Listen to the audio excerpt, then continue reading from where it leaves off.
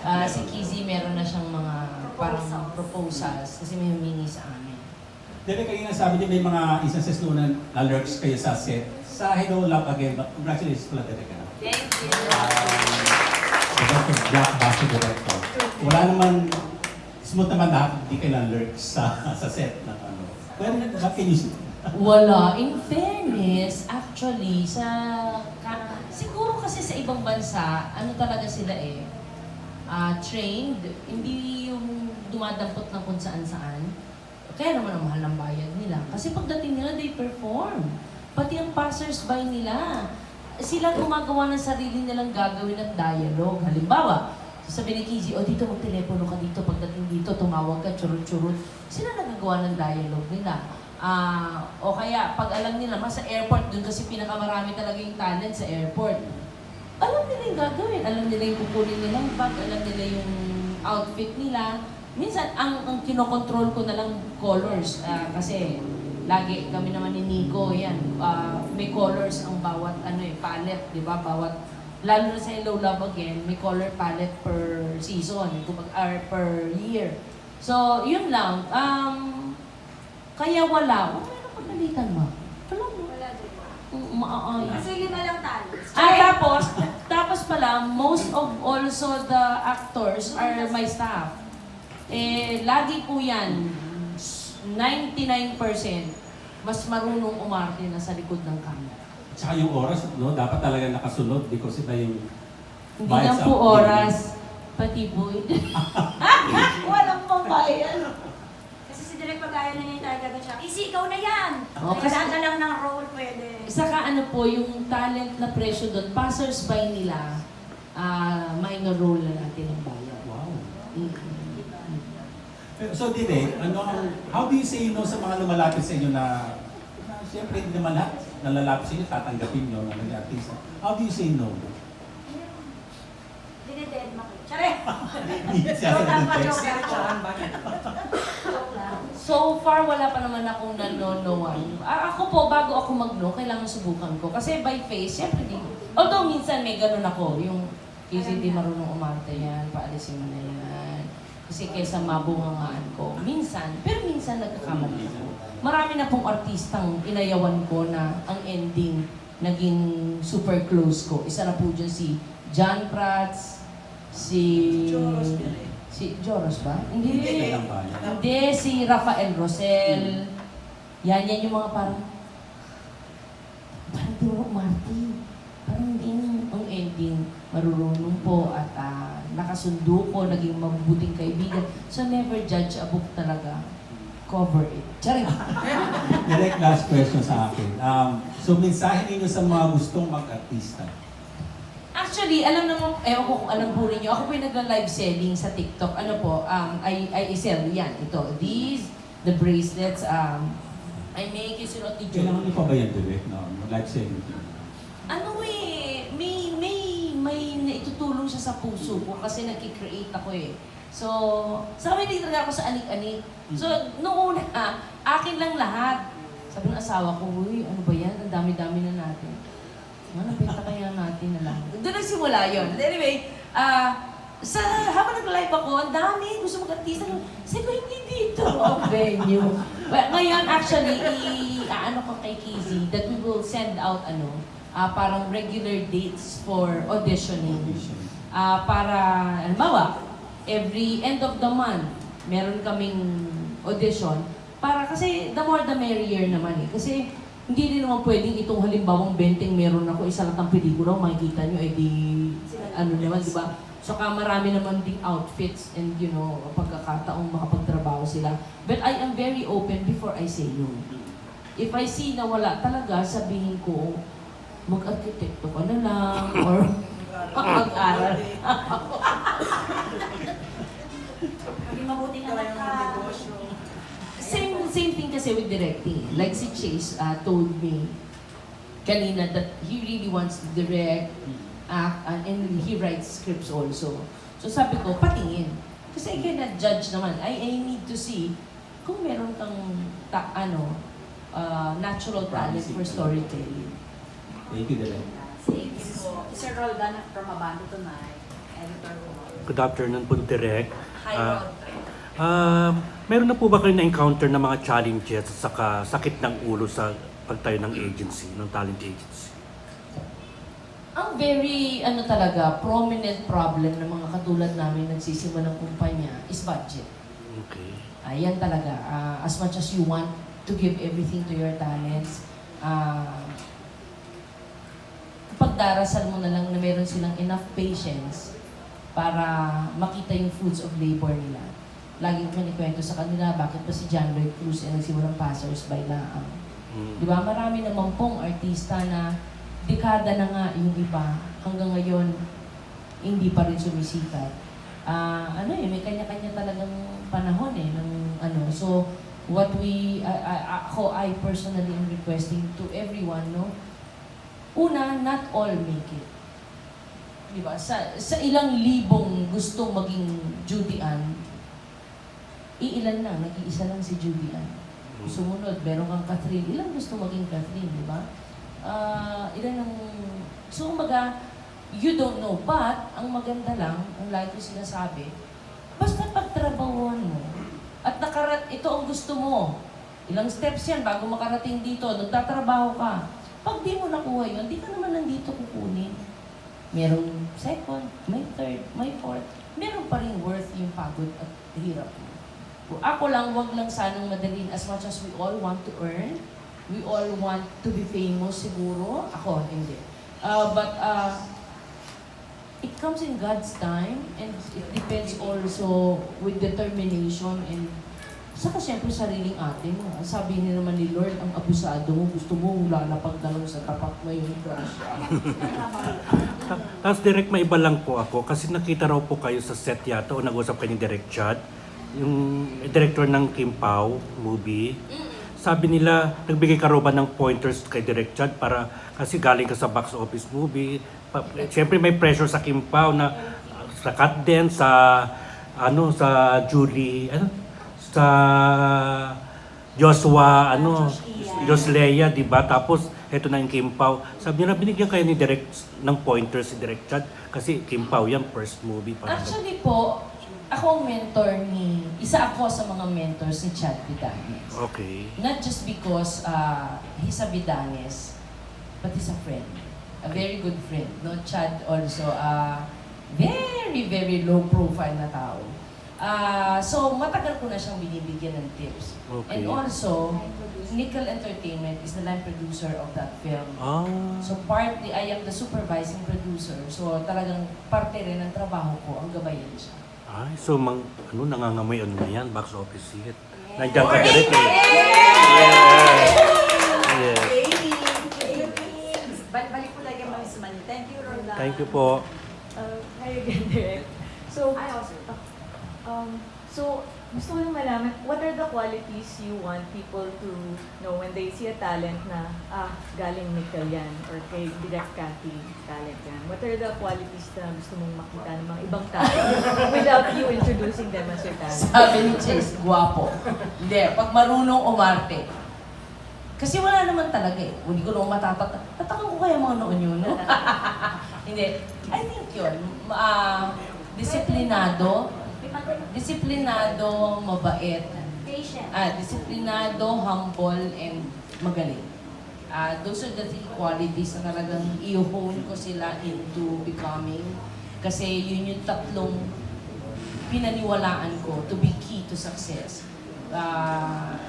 Si Direk Olive, lagi ko siyang kinukot. Baka mamaya mali yung pag-quote ko, mapalo ako. Pero if I remember it right, sabi niya sa akin lagi, anak, dito sa industriyang to, para maging successful ka, you need 90% talent, 10% talent, 90% attitude. So malaki ang kinalaman talaga kung paano ka makisama, paano ka sa trabaho, professional ka ba? I believe that. Oo, kasi yun na nga yung talent, parang natutulungan yan eh. Pero yung ugali, pag yan ka na, mahirap baguhin ang nakagawi ang yabang. At saka po always, merong mas magaling sa'yo, mas maganda sa'yo, mas perfect sa'yo. Ano, not perfect, pero mas sa'yo. Pero yung ugali mo, at saka yung pakikisama mo sa tao, hindi yun mapapalitan. Pwede namang may mas mabait sa'yo. Ay, Parang wala. Last question. So, bali direct, alam ko na to kasi na naka-attend na ako ng mga set visits sa iyo before. Can you share an anecdote with one of your stars from before, like maybe Catherine or Sarah, na tough love mo, na they were able to surpass yung tough love treatment on the Ang set? pinaka-recent talaga is Catherine. And I think this is open. Nasabi ko to sa isang TV show. Kung paano pinahirapan ng life ni Catherine sa Hello, Love, Goodbye. Tough love talaga yun. Pag sinabi ko sa kanilang walang kakausap kay Catherine, tapos bawal siya mag-phone. Especially that first scene, first meeting nila ni Ethan. May nagbigay. Ay, kawawa sa akin. Ewan ko, KZ. Andun ka rin. ako nga Siya nagsubok. Jerry! Akala ko nabigay. Hindi, oo. Hindi kasi bigay ng Oo. phone. Pero ano yun? Kita nyo naman. Nakita naman sa Hello, Love, Goodbye. Sabi ko nga, it's the only movie. Ginagawa ko Huwag na yun sa iba baka sabihin ako na naman. Me and my big mouth. Sa pelikula ko, sa trabaho ko, dun ko lang walang nakitang Catherine. I really saw joy. So, isa ako sa super happy for Catherine. Nagtampo siya sa akin. Bongchi. Pero napatawad niya ako. Thank you. Si Miss Janice ng Bulgar. Hi, Direk. Ayan, good morning. Direk, ikaw din ba yung nagko-conduct ng workshop dito sa mga talents mo? Ikaw pa mismo ang nagpapa-workshop? Ang totoo, hindi ako naniniwala sa workshop. I believe that workshops take away the rawness from the actors. So I don't. But I can give tips. I can give, especially pagdating sa working behavior, professionalism. That's what I will teach them more in the basics, no? But, oo. Siguro I would rather acting clinic, I would call it. Pag workshop kasi iba may tinuturo yung proseso na kung paano mo hugutin pag iiyak ka na, pag gagalito ka na, I don't like that. Alam ng mga artista ko yan. On the set, what happens now. Hindi pwedeng galing dito. I will never approve. Kasi curious ako, Direk, kung meron ka na rin bang mga napaiyak dito sa mga talents mo. Hindi, ito mga talents kong to, si John Dio pa lang yata at ang nakatrabaho ko. Sino nakatrabaho ko na? PIC nga pala kasama. Wala pa po. Ay, si Oscar Ay, si pala. Oscar, oo. sa PIC. Sa PIC, oo. Ay, hindi kayo kasali. Oo, wala pa. Napagalitan kita dyan? Oo, no. Nung umaga. Sa Baguio. Sa Baguio. Sa Baguio. Yung bag. Continuity. Kasi isa yun, pati yun nga pala yung ibang talents, alam na alam nila yung continuity. So, alam mo yun, basic yan. So, yun ang mas clinicking nila na kumaga na gagawin more than workshops. Pero Direk, sa lahat ng mga, sabi mo nga kasi very important sa yung attitude. So ano yung pinakaayaw mo na nagpapainit talaga ng ulo mo bukod sa pagiging banong umarte? Hindi nakikinig. Actually, sorry I will correct myself. Never po ako nagalit sa taong hindi makaarte. Pero grabe ang galit ko sa hindi nakinig kaya di ka nakaarte. Kasi normally, the set of instructions lang yan eh. Halimbawa, pumunta ka dito, umupo ka, tapos kunin mo yung inumin, tapos pagka inom mo, tsaka ka sumagot ng telepono, tapos punta ka dito ka tumingin sa labas. Chika ka ng chika, di mo narinig. Di mo nagawa. Malo ka. Kasi nag-waste ka ng time, not just mine. Yours as well and everybody else's. And you know, time is money. When you're directing, kada segundo pumapatak yan, kaching, kaching, kaching. lalo kang tumatagal. So I don't need delays like that. Kasi equals budget siya eh, di ba? So doon talaga, yan ang pinakagalit ko. Saka late. Oo, late. Ayaw na ayaw ko ng First time ko yan. First time naman. Hindi na, First time. alay buti na lang hindi. Sa shooting, di naman to na late. Oh, I don't like them making people wait. Hindi ko naiintindihan. Lalo na pag senior actors, lagi po ang on time. Nahiya ako na parang kakabaguhan ng mga are. Wala pag-aantay mo. Di ba nga yung isang, dati artista ko, Dick Israel, talaga isang Dick Israel. Hindi yan naging John Lloyd Cruz, pero si Dick Israel yan. Tapos pag-aantayin mo talaga ba ito sa... Pag sinabi yan kasi kung na-traffic, saan umalis ka mas maaga? Iba kasi yung may aksidenteng traffic. Pero alam mo kung saan ka nakatira eh. So alam mo dapat yung traffic niya. Pero pag aksidente, baka, di ko naman nasagot yun. Kaya ko namang intindihin. Pero yung alam mo na, di mo pa ginawa ng paraan, medyo hindi understandable sa akin yung din. So nakaulit pa yan, Direk? Yung late na yan. Oo, namarkahan lang. At superstar na ba siya ngayon? Or hanggang doon na lang siya? Oo, parang superstar na din. Sino din? Baka walang yan. Hindi. Pero yun, ako, sa unang offense, di naman agad. Sasabihan lang kita, I don't like it. You don't do this again. You do it again, palo ka na. Kasi meron ng pagsuway eh. Sinabihan na kita eh, di ba? Ayun, ganun. Ganun ako masungit. Kasi, kasi personally ako, ayokong napapagalitan for the same offense. Pag napagalitan muna ako, kasi ginawa ko to, napaka-inutil ko namang ulitin ko, di ba? Gusto ko ba talaga mapagalitan? Sana tinabi ko na napagalitan mo ko, di ba? So, I expect the same to people.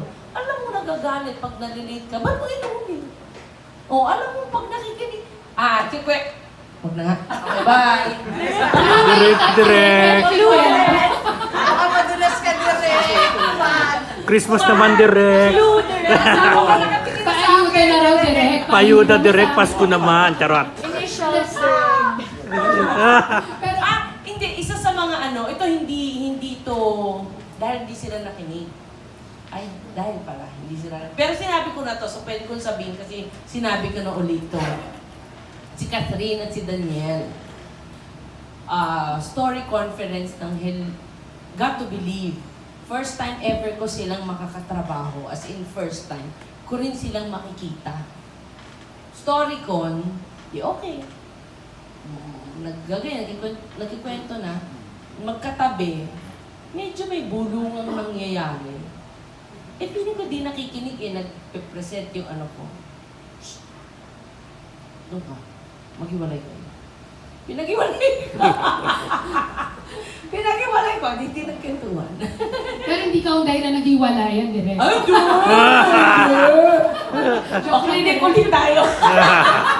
Na-joke lang, Direk. Actually, yun yung sunod na question ko. Bago naging box office superstars si Catherine, si Daniel, si Sarah, si Bea, was there a time ba nga na napagalitan mo sila? Nasabi mo na yung kay Catherine. How about Sarah and Bea? Oo, si Sarah, pero,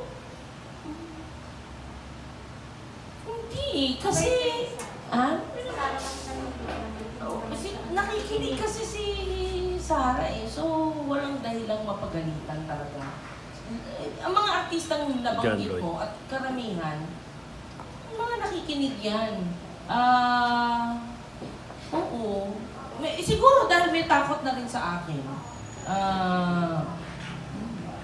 Si Bea, Direk. Mabait. Mabait yun kasi. Ano yun eh. Very pro. Pero walang tatalo kay John Lloyd Cruz. Wala talagang tatalo dun sa pag may eksena siya. Di baling hindi na muna kayo friends today. Di ba kinuwento ko yun eh. One more chance yung dumating. Walang kibo. Ginaya namin kuhain ni Bea. Hindi na mamansin. Sabi namin ni Bea, anong problema ng lolo? Ako, ewan ko dyan, ako bad mood. Eh, ang kukunan ko yung eksenang malaki ka lang, pero ano yun, hindi mo agad ako mapatutumba. Yung 3-month old, yun yung sa Italian restaurant sa Bellini's. Ay, by the way, condolence ulit sa family ni Roberto Bellini. Yun, tas after nung eksena, tsaka nagsabi, pasensya na din. Naka-motivate na pala siya pagpasok niya pa lang. Kaya naman one take yung eksena. Oo, isa yun sa mga favorite scenes ko. Kaya pala, so mula nang tinawag namin yun ng John Lloyd Mood. O, alam na namin ni Bea yun pag ka-John Lloyd Mood na, tumahimik na tayo.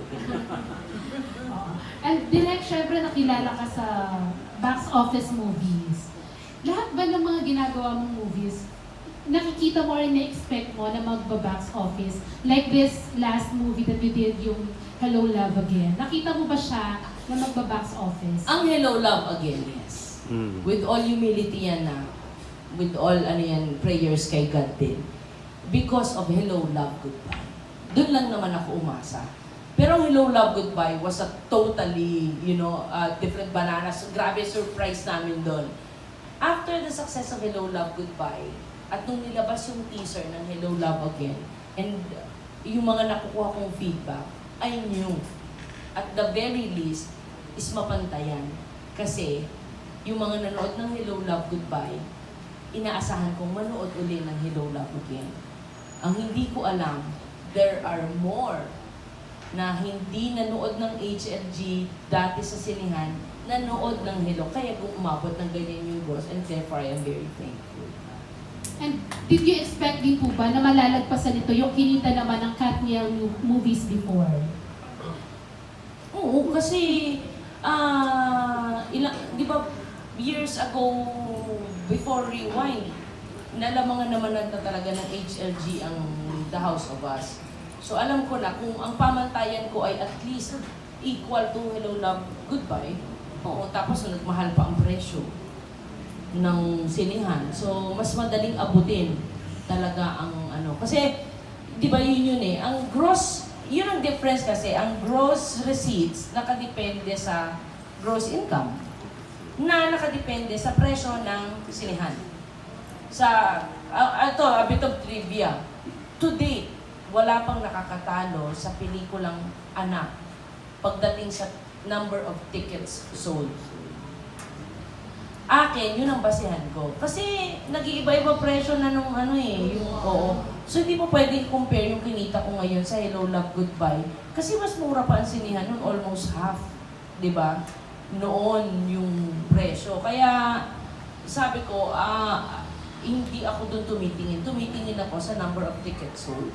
So, kung i-compare yung Katniel movie tsaka itong Hello Love Again, based on number of tickets sold, sino pa rin ang mas mataas? Kung i-compare ko sa Hello Love Goodbye, mas marami pa rin ang Hello Love Again. In fact, parang pangalawa na kami sa Anak.